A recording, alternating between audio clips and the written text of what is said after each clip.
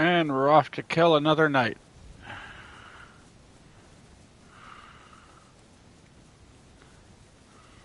You doing okay?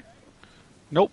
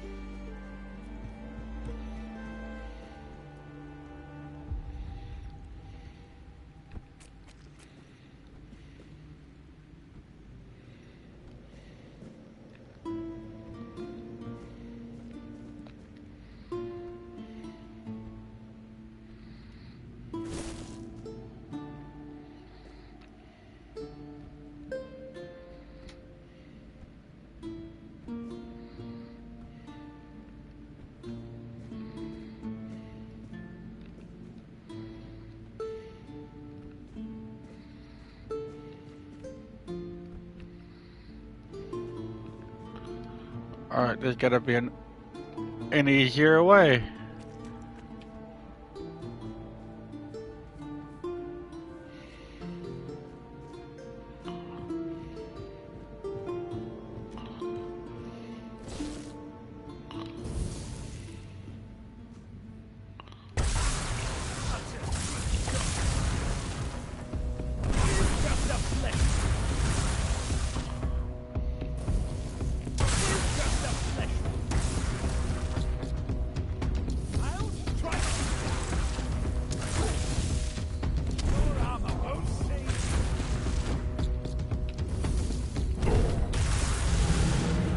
God damn.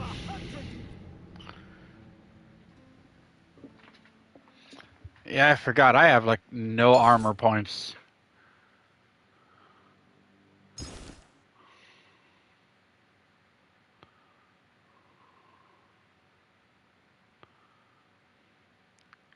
Or really no health. I have armor points. I have no health. All the way back here. Back where I started. Redoing everything. All the discovering and all that all over again.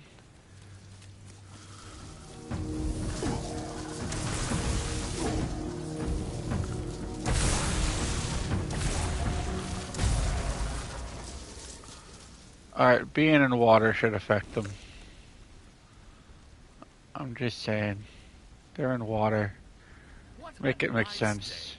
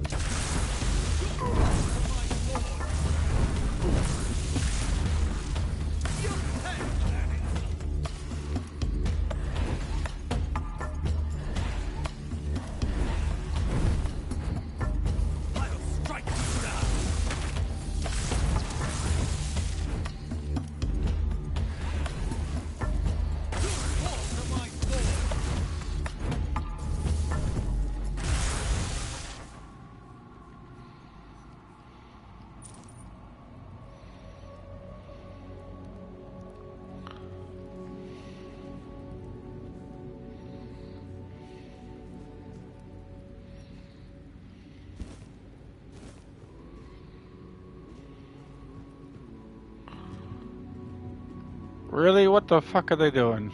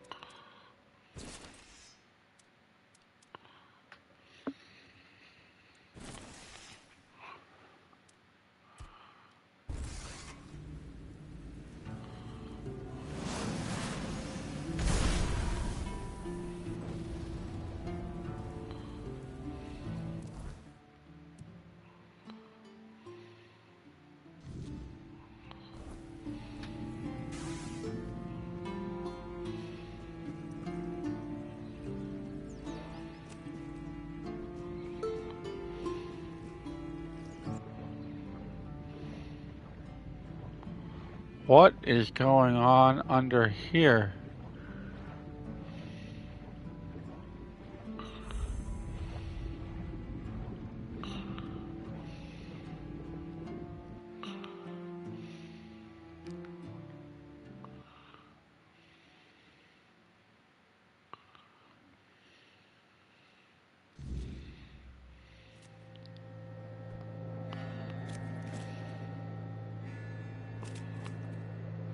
Wait, where did I...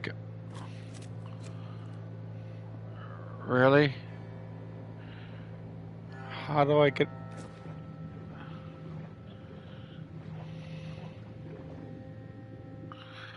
That's how I get back. Okay. I pressed X like it was a fucking item.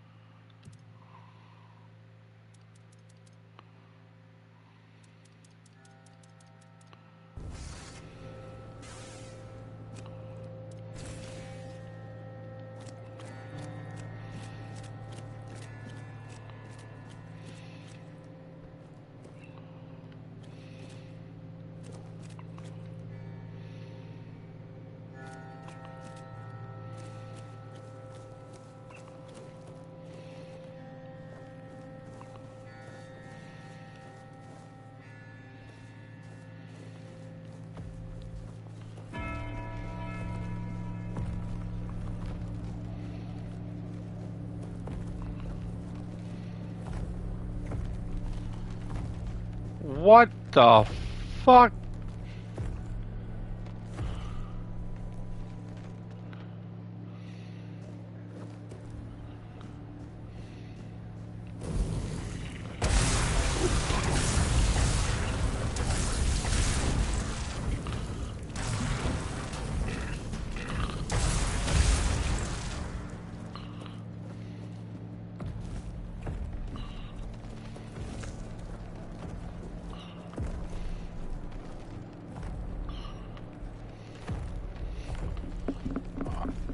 I I want to fight it.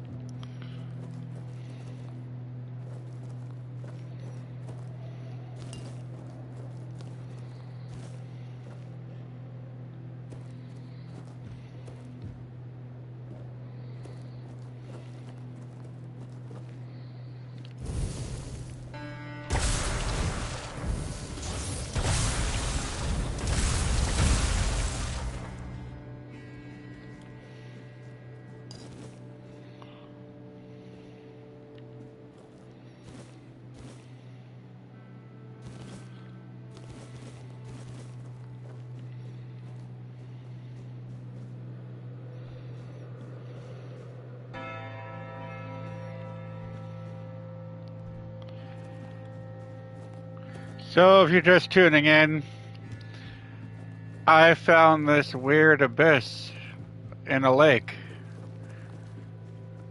And I don't know what it's going to lead to. Because there's no quest telling me to go here.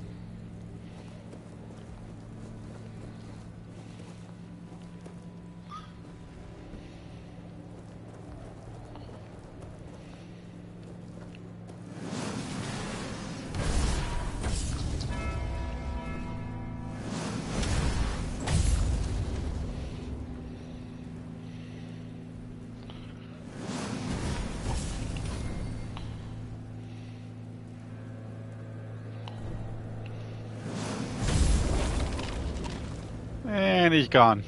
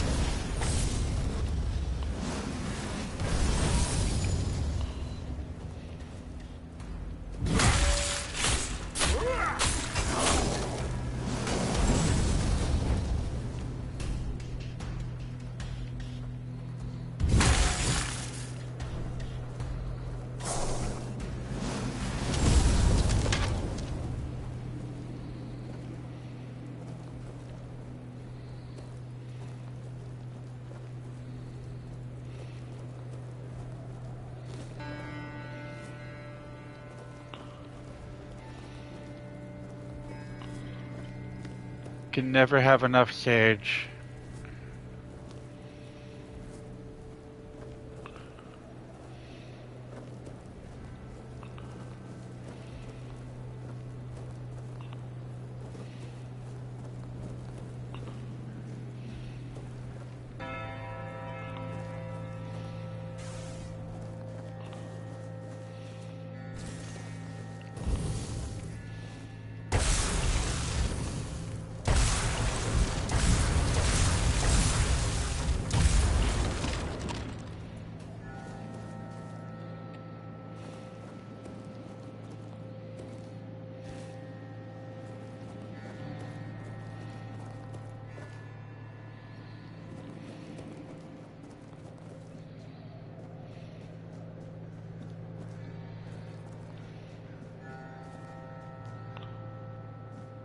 Isn't this? Yeah, that's the way I came. I went up, I saw all that. No, that's not the way I came.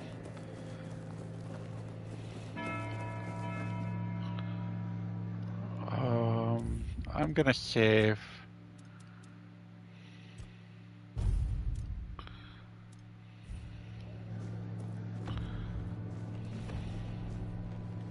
Greetings to you, strange soul.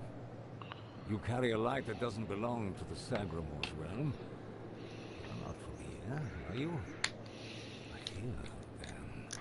But you won't be able to grant me absolution? At least not yet.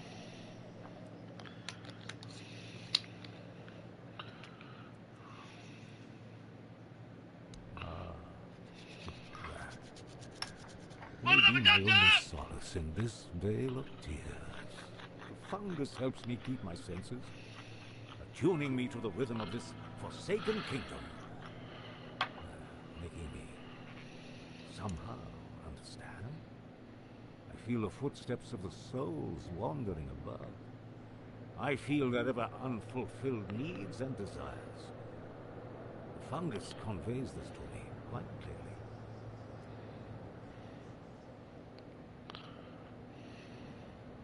Yes, and in a way, I accept the workings of this wretched place. I feel as though I am a part of it. It gives me some sense of belonging. And perhaps there is another future for this realm. Perhaps if we are all connected here, forming one single organism, it might lighten our burden?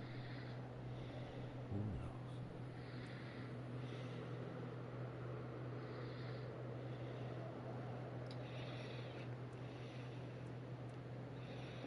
Apparently, this is what the world looks like without gods. Everything that was meant to be born here was supposed to fulfill a beautiful mission. Instead, it became an endless wandering in the abyss. Sagramore took a wife, a woman whose power no one was aware of, much like her true intentions. And here it is, the kingdom deep in the abyss, with its abysmal king and queen.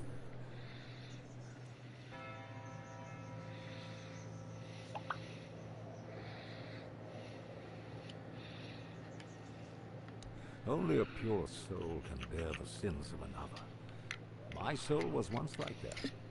I thought it would be enough to...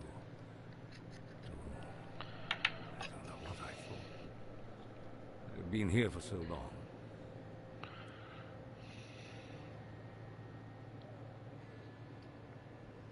Not just anyone's. I took upon myself the sins of my queen. I had no choice. I swore an oath of loyalty. But if I had known the weight of the Queen's misdeeds... Sometimes I wonder if this is my punishment. A punishment for consorting with someone so corrupt.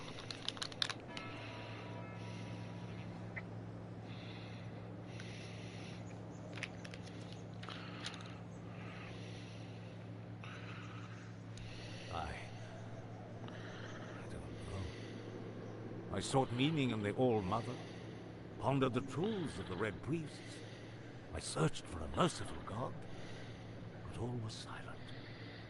Then I came here, for Sagramore, soon to be king, was about to ascend to the pantheon of demigods, and beside him stood the Queen, as radiant as dawn, gentle as the light of spring. I swore to serve them until the end of time, yet she desired a true kingdom, regardless of the means. Next, there was the descent into the depths where we now find ourselves. This came to pass at the Queen's behest. How twisted and corrupted must one's soul be to desire something so dreadful, to rule alone over the world of shadows. I was stupid. May goodness and light guide you.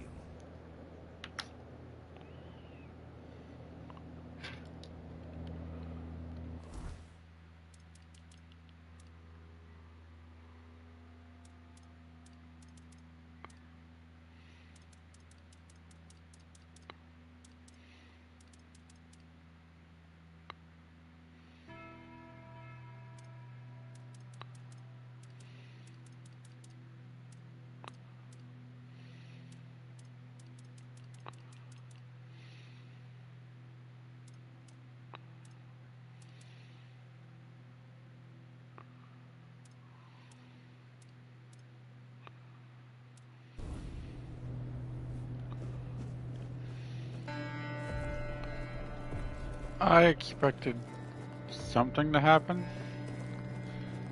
That was nothing.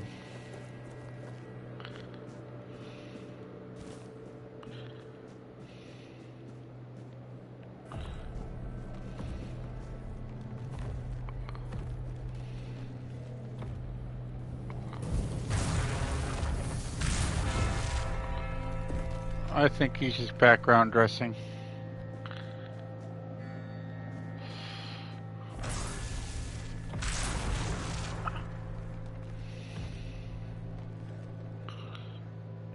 Yeah, I shouldn't even try it.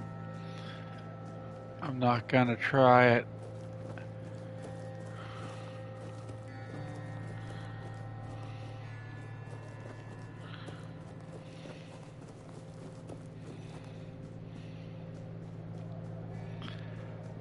I mean, I really want to try it, but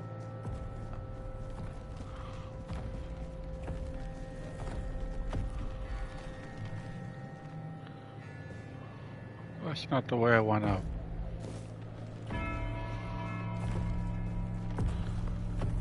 Because I would have remembered that.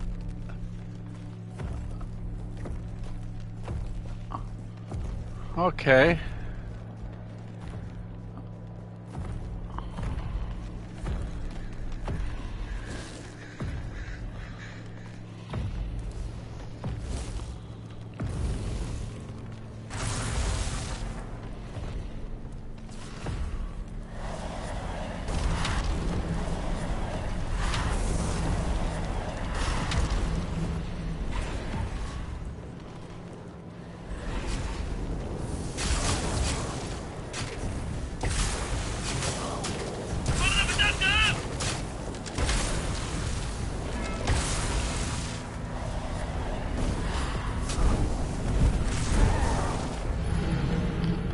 Oh, damn.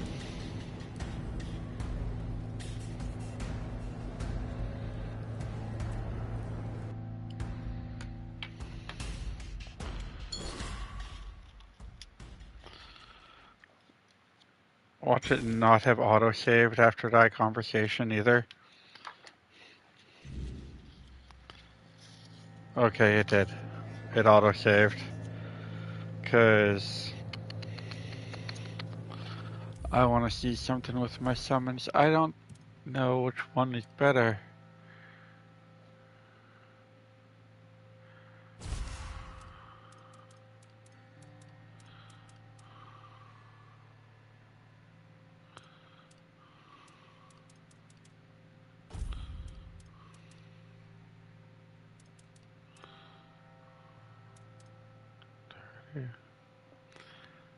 Huh. So the skeleton is supposed to be better, but the skeleton is garbage.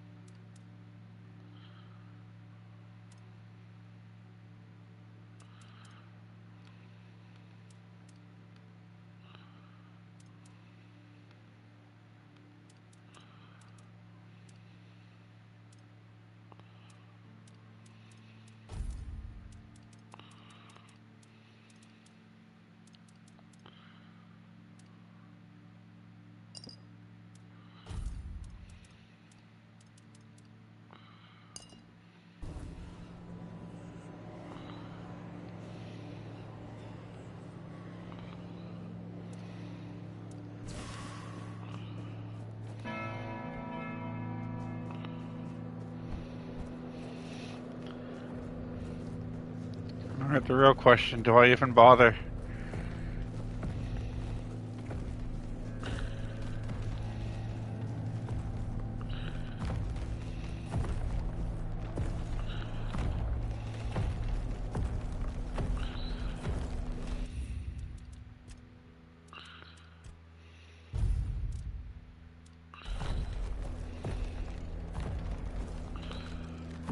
All signs point to fuck it.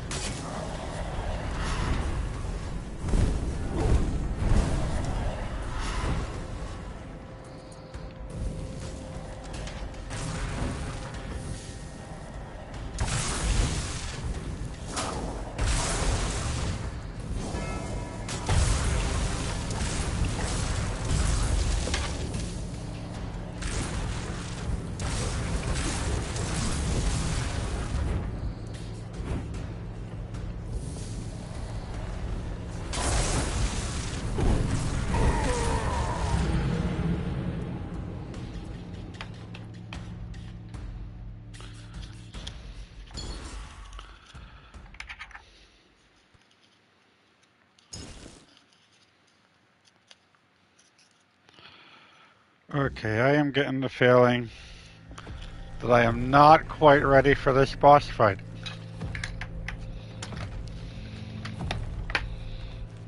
Or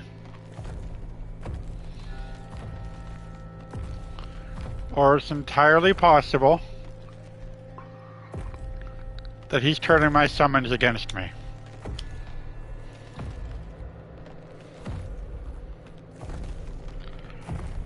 And if he's turning my summons against me, then I gotta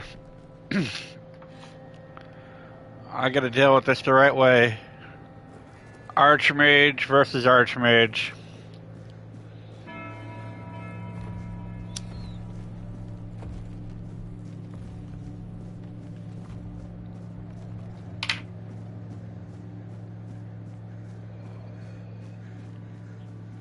This is some Dark Souls level difficulty for an Elder Scrolls style game.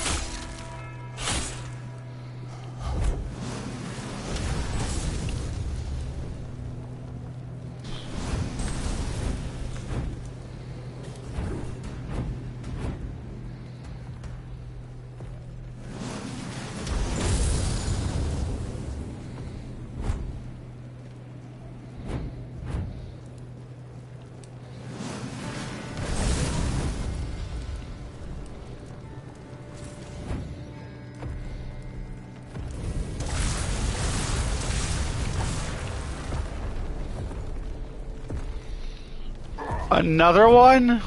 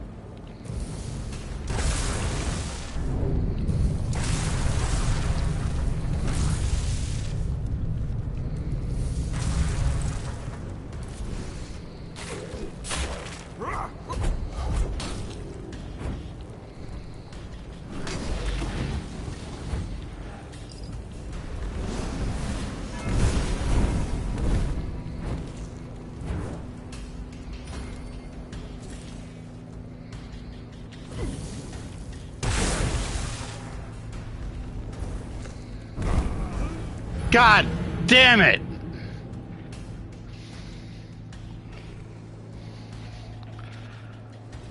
So close.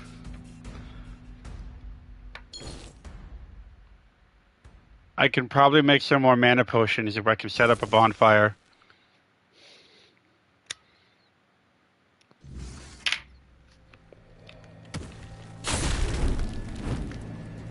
Or not. What the fuck is this?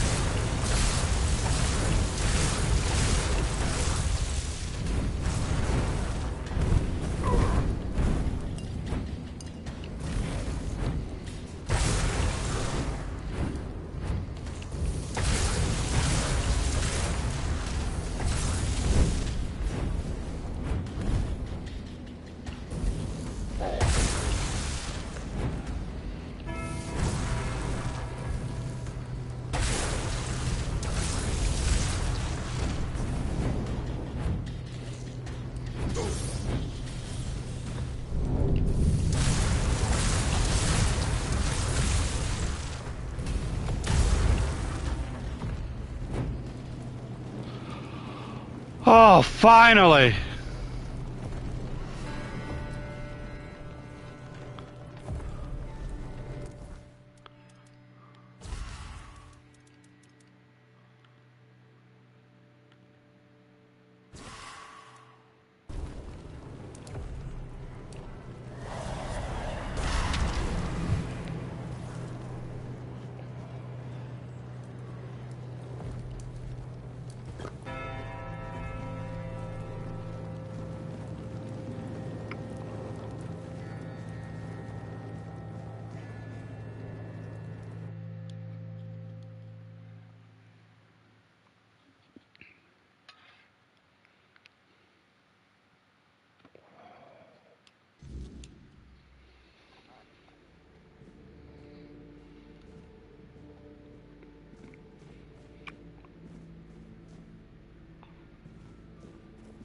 Ah, a new guest in our court.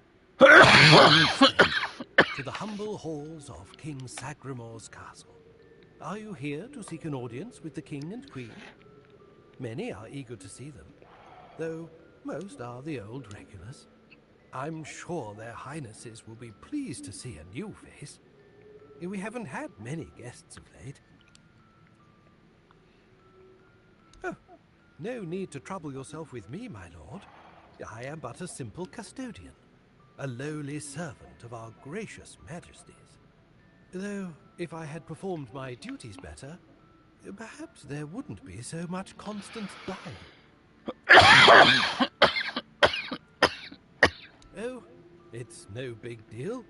We live here in perpetual suspension. Time can't touch us, and it's all thanks to the Queen and her sisters, who decided that would be best for everyone. Well, as long as you don't sin against their majesties, then you might share my fate. Or that of Sir Stigander, who you may have encountered on your way to the castle. Loyalty, of course. Sir Stigander swore to our queen that he would remain faithfully by her side, and that he would take every sin of hers upon his shoulders. That was a very unfortunate pledge, as it later turned out. Now our brave and loyal Sir Stigander is atoning for sins that aren't his. But breaking his vows would be a sin in itself, requiring even more atonement. It's a no-win situation. But such is our fate. Well, I wanted to feel the softness of the royal bed. Yeah, no, don't look at me like that. It's not what you think. The Queen's honor is intact, at least where I'm concerned. But I happened to be in the chamber when King Sagramor appeared. He wasn't alone, and his companion wasn't the Queen. It was one of the Harpist sisters. But shush. The King didn't notice me, but the Queen caught on to my unease. She tried to force me to confess what I had seen. I think she suspected it involved one of the King's indiscretions. In the end, I was the one who paid for his sin. Oh well, it's the lot of servants to bear the burden of their lord's transgressions. Oh, I'm sure they will. But you might have to wait a bit. The King's schedule is completely full for the foreseeable future. And, before you ask, no, there's no way to speed it up. King Sagramor is very particular about treating all his subjects equally. Unless you're aiming to become the court jester, there's not much I can do to help. Though, now that I think about it, perhaps if the Queen's sisters put in a good word for you, you might just get to the front of the line. Oh, that would be Miss Clare and the midwife. Should I elaborate about the royal family in any particular order? She's the youngest of the sisters. She used to be so sweet and innocent. But now, well, I shouldn't gossip. I'm already trying to make up for that. Just know that Miss Clare isn't a bad person. She became envious of the Queen's love for the King and ended up chasing after boars who never really returned her feelings. I don't know much more than that. Talking to Miss Clare is rather difficult. You'll see what I mean. She's a wonderful woman, completely dedicated to family. Her life's mission was to bring a child to the royal couple into this world. She loves all the royal children. Unfortunately, none of them are suited to inherit our kingdom. You'll be fine, as long as you don't insult her family. I'm glad you asked, my lord. All you need to do is kill me, and the keys to the sisters' chambers will reveal themselves to you.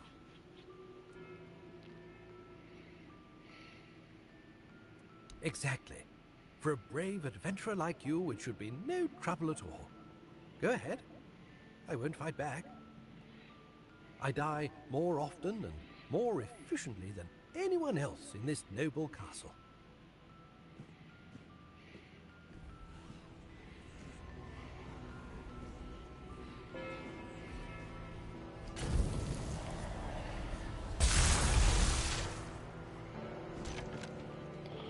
Where in the fuck did he go?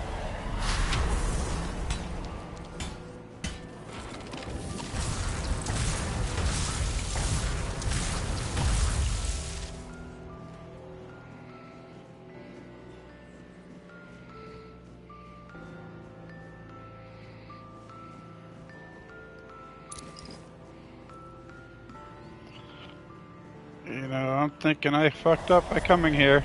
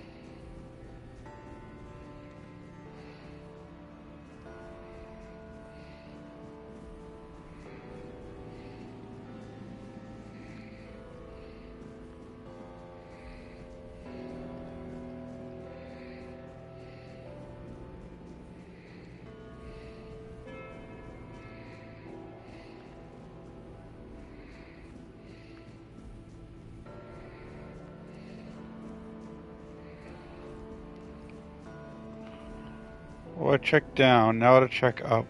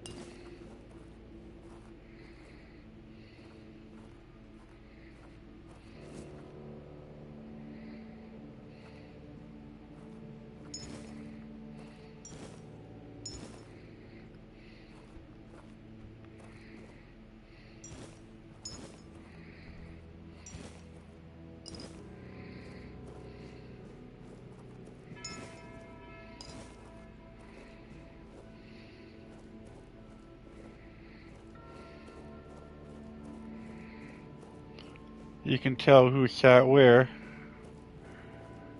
by whose stuff I'm stealing. Haha.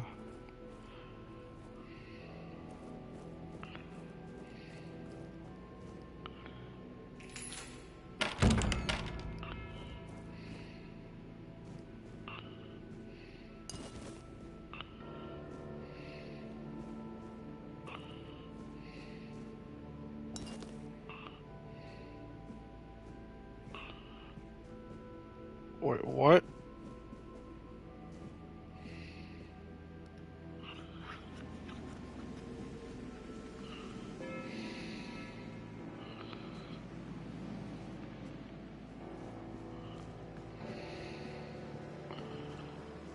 The skeleton seems to know more than I do.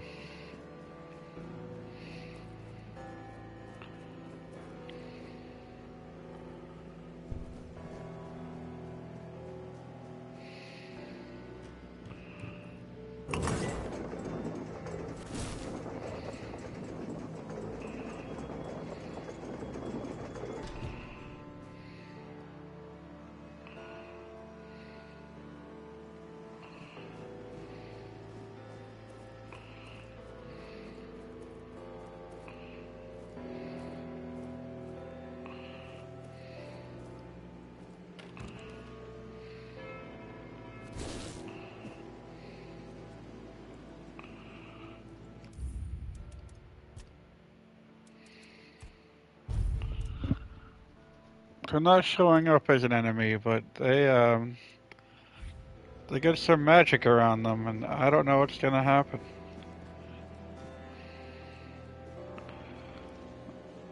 Claire's got some weird arms. Boss. No, not boss. Boss in the letters. The letters to boss, to beloved.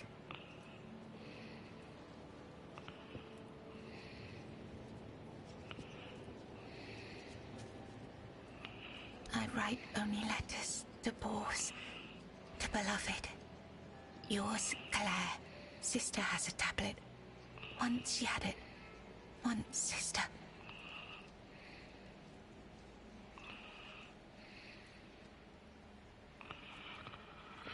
In Sagramor's arms. Once. Me in Boar's arms. Forever. Yours, Claire.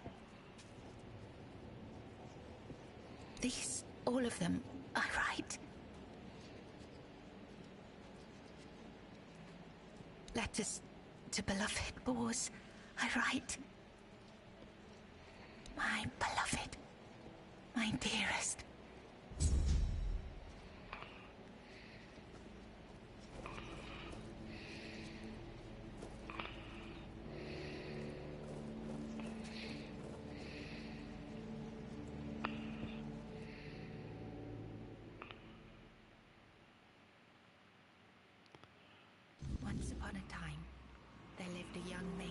named Claire.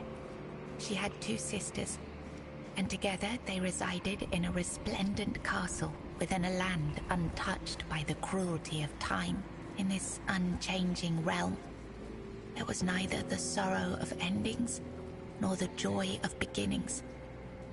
No sunrises, no sunsets, and no seasons to mark the days. Such was the design of the eldest sister, whose insatiable hunger for control bound the kingdom in eternal stillness. She hoarded love and devotion as a dragon hoards treasure.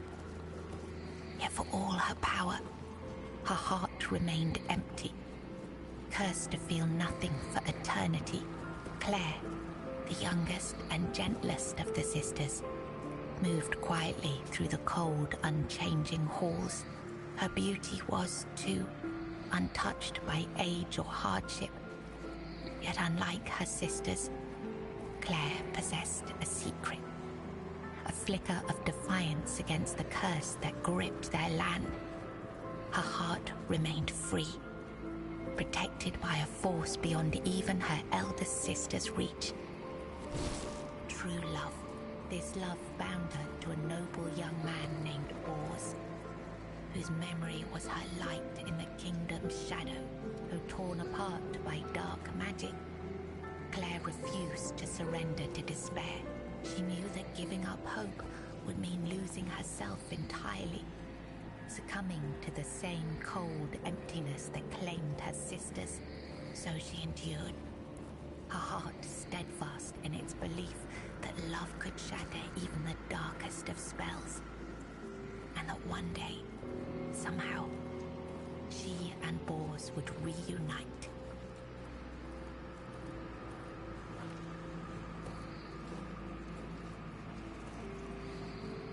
It was the height of summer when young Bors first laid eyes on the maiden of his heart, working in the fields, his skin bronzed by the sun. He paused as the sound of hooves drew near. A lone maiden approached, her hair shimmering like spun gold, her cheeks rosy and her waist snugly drawn into a spring green corset. While the other peasants bowed their heads, Bors stared unabashedly. Sensing his gaze, the maiden turned sharply, startling her steed. The horse reared and she tumbled from the saddle, straight into Bors's waiting arms. Their eyes met, and in that instant, the maiden felt herself lost. A warmth bloomed upon her cheeks, but a deep foreboding stirred in her stomach, for she knew there would never be another man who could claim her heart so completely. From that day forward, she rode past the fields daily, offering Bors water and sharing quiet moments beneath the shade of a willow tree. Days stretched into nights, and the two surrendered to love. But one day, as the maiden passed the field, her beloved Bors was nowhere to be found. She waited beneath the willow until darkness fell and reluctantly returned to the castle. The next day, and the one after that, she returned. But Bors never did.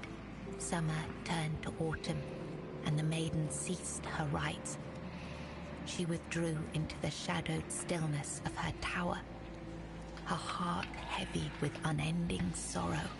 Unbeknownst to her, Bors's bones lay bleached and brittle beneath the sun, hidden in the very field where their love had bloomed. For in Sagramor's kingdom, no crime was graver nor punishment swifter than love.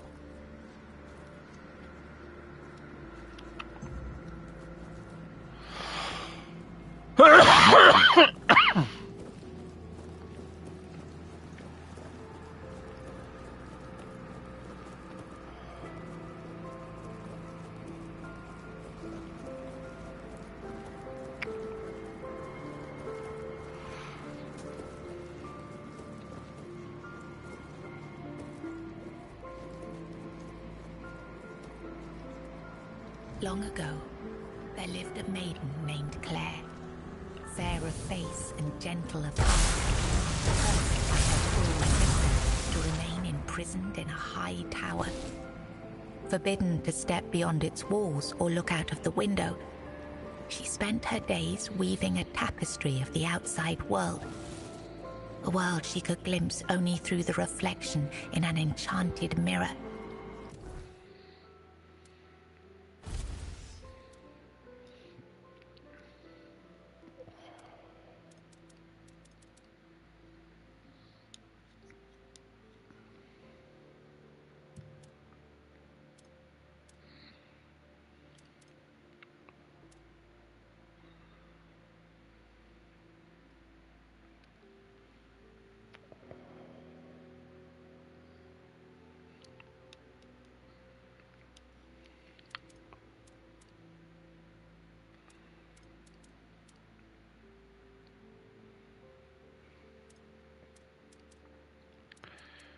Yeah, I'm about to be over encumbered Yet by Claire treasure. dared not lift her eyes from the loom, for the curse was absolute.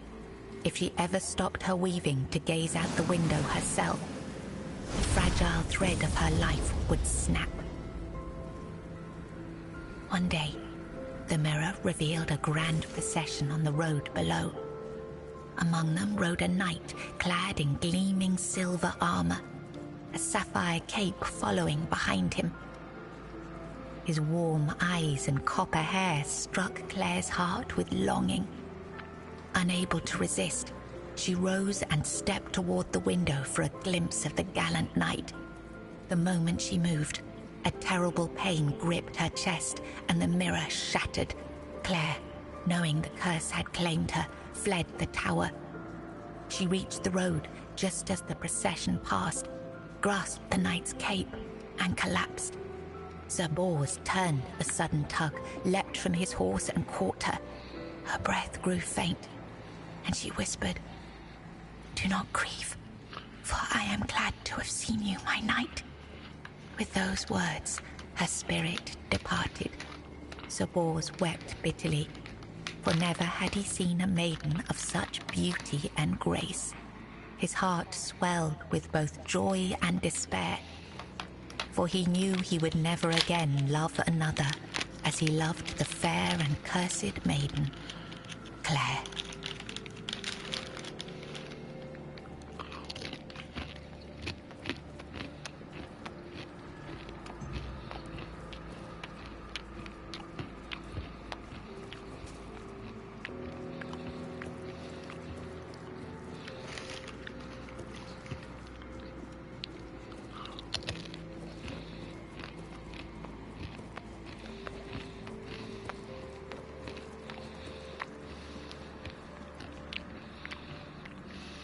In the days of King Sagramore, there lived Bors, a wandering minstrel whose songs were famed for their beauty and sorrow. Among his melodies was one that bore the weight of his heart, the ballad of a lady named Claire. Claire, a noblewoman of unmatched grace, had been betrayed by her jealous sister, who sold her to a rival lord for power. Locked in a distant tower, her pleas for rescue went unheard. But Bors, who had once sung for her in her father's court and fallen deeply in love, learned of her plight and vowed to save her. He journeyed to the castle where he was held and sang beneath its mist-shrouded walls each night, hoping she might hear him. At last, a faint voice joined his song. Claire, her spirit unbroken despite her captivity. Determined, Bors devised a daring plan. Each evening he sang in the castle hall, lulling the court into an enchanted trance. When the moment was right, he slipped away to free Claire. Together they fled through shadowed halls, hearts pounding with hope. But as they reached the forest edge, disaster struck. The alarm was raised, and the guards gave chase. Armed only with his lute, Bors faced the guards to protect Claire. In the struggle, he was struck down, his body falling beside his broken lute. Claire was dragged back to the castle, her heart forever bound to the minstrel who had died for her.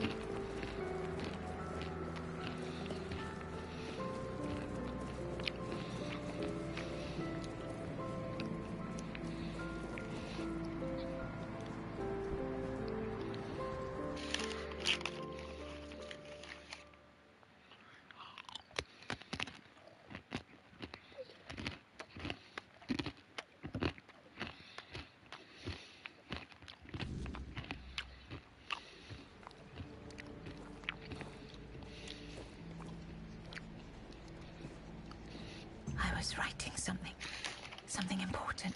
Do you know what it was?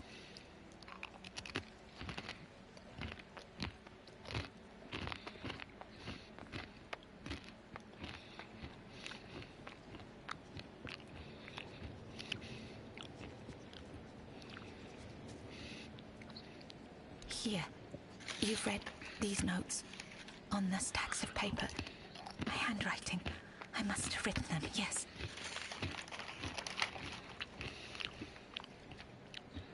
Strange. No, I'm sorry. Yes, Bors, my former lover. I have fond memories of him.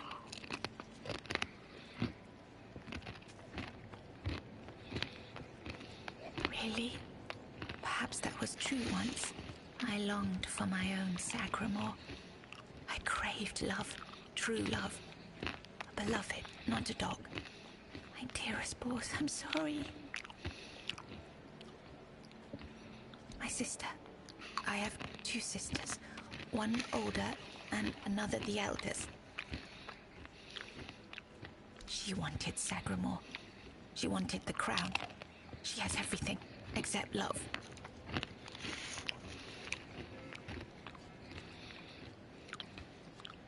She has no desire for love. She wants to rule. Love is not necessary. Power is. Fear is.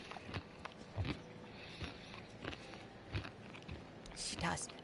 She holds the power of the men here. She has everything.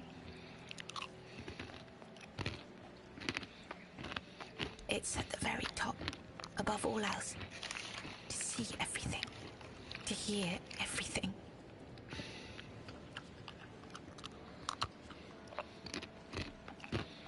Enough. She sees all, hears all. Her arms are long. They're everywhere. Go now, go.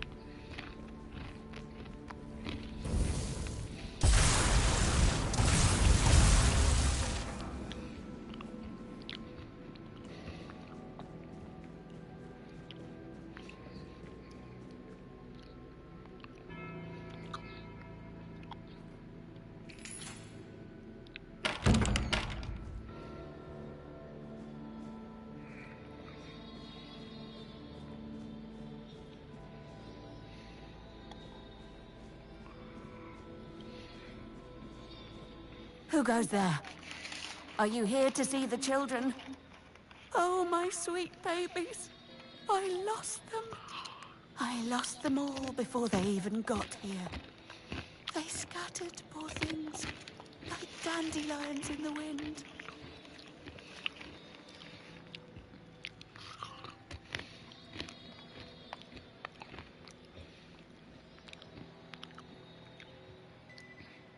The Queen.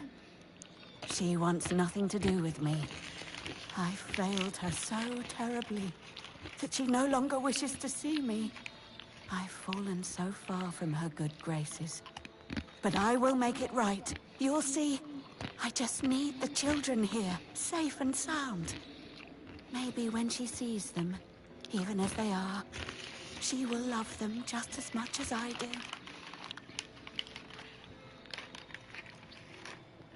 My little flowers, they're all gone.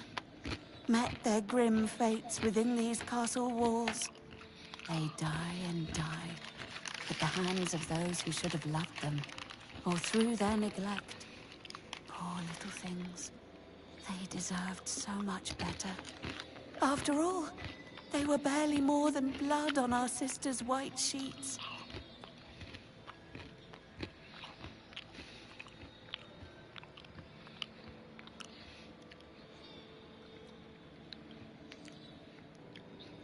Really? You'd do that? And you won't hurt them, will you? Please, I cannot bear to hear their cries anymore. I need them close, so I can watch over them as I was meant to. If I could keep that one promise I made to my sister, perhaps then I could finally know peace.